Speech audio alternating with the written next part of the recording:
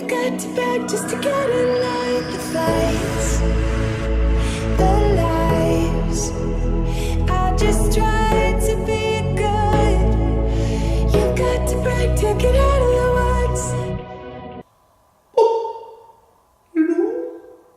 Trying to come to terms with the fast-paced nature of 2018. The best start to a year, the best feeling that I have, and overall, it's not been a bad January, because in my pocket, yes! The keys to myself and my girlfriend's new home have arrived. We collected them this morning, and I've done the all-important essentials of bringing my Xbox, my laptop, and my camera with me. I'm by myself because my girlfriend is at work, and today I have organised for some deliveries to be done to the house so that it is a little bit more livable, because literally there is nothing in here apart from a TV and an Xbox. So today I am basically in this place all day, which isn't a bad thing because I'm going to get accustomed to chilling out by myself, not having my mum with me. But, well, this is so far everything that we have in our living space and kitchen. There isn't a lot to see, if I'm honest, and if I had it another way, then I'd probably have wanted this entire place to be kitted out before I show you guys, but you are going to be with me as things start getting filled up, so you'll see it as it is now, and hopefully in a couple of months, 3 months, 4 months, you will see it get busier, more exciting, more homey. But to begin with, this is what we have got to work with. So if any of you guys are interior designers, please let me know. We need all the help that we can get. Now I can fully get back into giving you guys the best content I can possibly provide. And I feel even 2 or 3 weeks into 2018 that I'm going to be back on track very soon, bringing you guys epic road trips, the incredible drift journey, supercars galore, and a huge variety of content. So whilst I've got a solid 8 hours here, I'm going to post on Instagram hosting a Q&A, my first one of 2018 and my first one for a long time.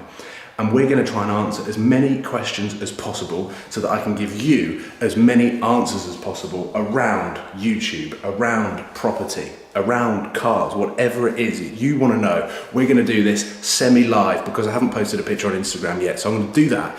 And then we're going to do a Q&A whilst I wait for the Skyman and the next guys to come and do some deliveries. And you will see the transformation of what it looks like when you put a sofa in an empty space. Okay, however, before we start, there is something that I need to address because the comments have been coming in thick and fast about this. That stupid white panel that is on the roof of my AMG. That is going gloss black to match the back window, the panoramic roof, to create one smooth, sweeping black roof line over the top of my C63. And I am with all of you guys that have commented, what the hell were Mercedes thinking when they didn't make that black? Right, Charlie Booth, can you drift the C63? I can, and actually, the first left-hand corner that I had on my drive, which I didn't put in the video, I actually got it sideways in second gear. Brad Baker on Twitter has asked a very good question. When is my new series with Tony coming up? The one where you said about the best car. Now this is something that I'm working with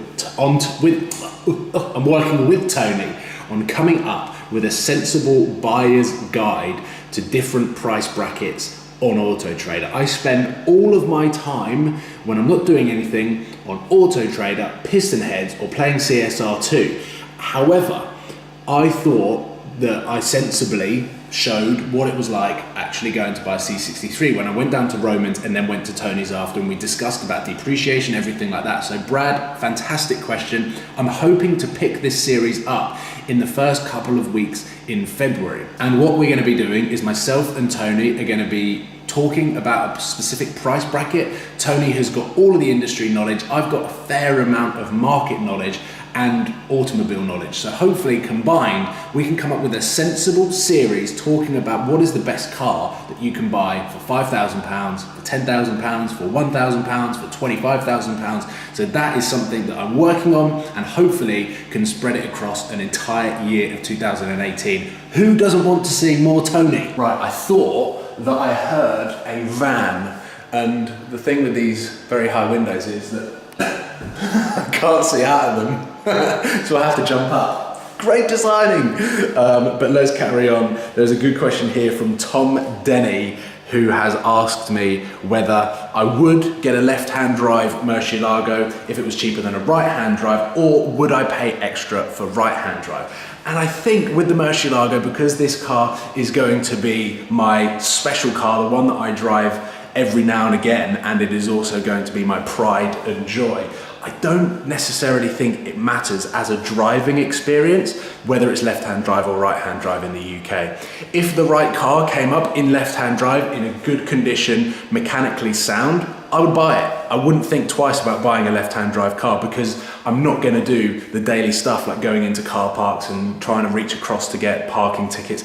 It's not going to happen. The only thing with a left-hand drive car is the blind spots when you're pulling out of T-junctions and things like that, which you saw when I drove the left-hand drive one in VVS. Would I pay extra for a right-hand drive one? Right-hand drive cars are obviously a lot rarer, meaning that the value of them is higher than a left-hand drive car. The market's even smaller, so when I come to sell it, a right-hand drive car really only goes back to the UK, whereas a left-hand drive car, I could potentially sell it back into Europe. So very good question.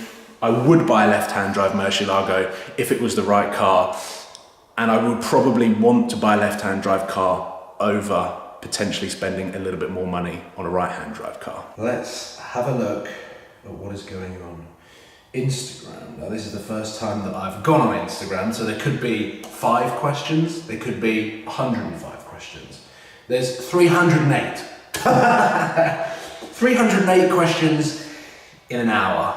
So we're not going to do all 308. What I'm going to do is try and answer questions that are relevant to the videos that I've done, but also relevant to 2018. GER1.LAJQI.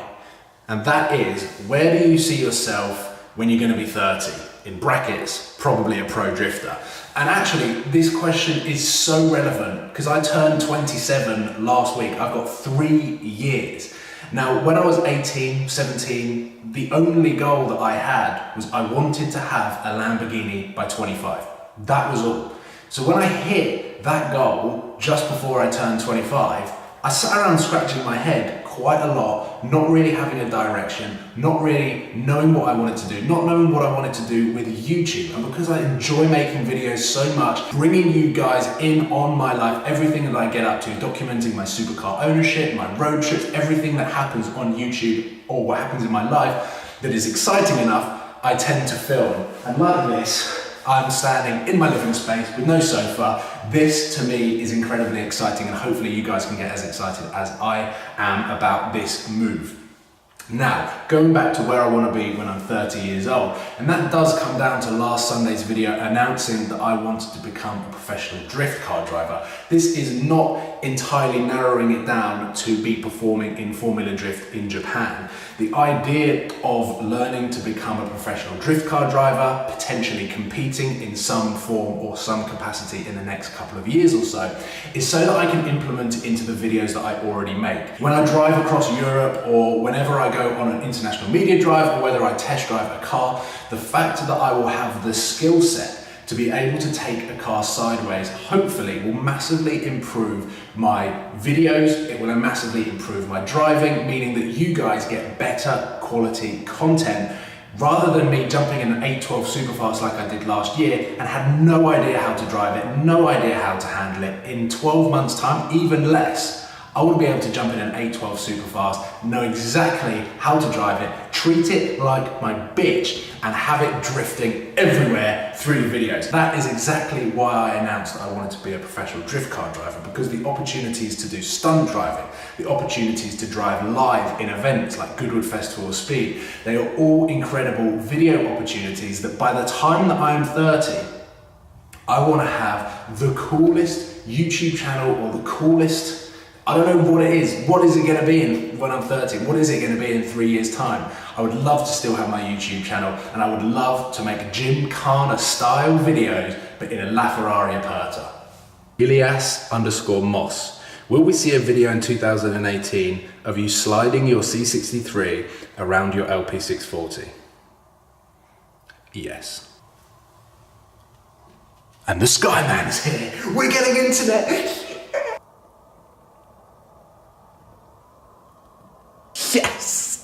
Next to here, the sofa's in, and already, it still doesn't look that much like a living room, but we will go back to the bedroom where we now have a bed in boxes and a mattress, because there is one more question that I want to answer, a question that I feel like it is the perfect ending to this very sensible, minus the C63 drifting, Q&A. So I'm gonna set you guys up here on the tripod, hopefully the lighting's not too bad. And the question is, Dripping Colours has asked, do you think financial planning should be taught through schools, whether it's mortgages, finances, pensions, etc. Now, I can only talk from the current UK education system, or what I went through, and over the last 6 months, I've had nothing but financial questions, queries, things that I potentially could have learned during school, but I've learned on an incredibly steep learning curve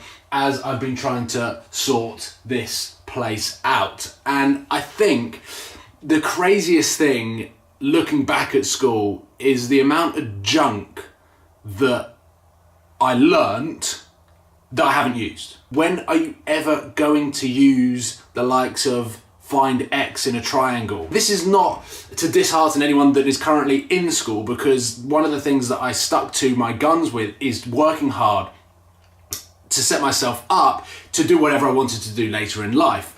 And I went to university, had an incredible time, learned so much at university, but still, even between 20 to 23 years old, I was never taught anything about mortgages, taxes, pensions, things that you get thrown into the deep end with no armbands. Maybe the schools and the governing bodies have identified that the quickest way of learning these type of things is by doing them right there and then having to do them to a tight deadline. If you learn them in school, maybe you might get some people that listen, you might get some people that never do their homework, but it comes down to, now that I've gone through this process of buying my first property, I've gone through the processes in the past of buying cars, that you do, and that's maybe my way of learning. My way of learning is just doing something, getting hands-on with it, and that's always been my way of learning. This has been an incredibly stressful 6 months, to the point where I didn't want to make another YouTube video. Around October, November, I was so down in this incredibly depressing downward spiral, because all of my stress and pressure was in the house, and everything that was going on, chasing solicitors, chasing the estate agents, chasing everyone that was involved in making this possible, knowing that I couldn't document it on YouTube and I couldn't bring you guys in on how I was feeling, but then having to go out and try to film something when I wasn't happy in myself, I wasn't fully there with the amount of stress that I had.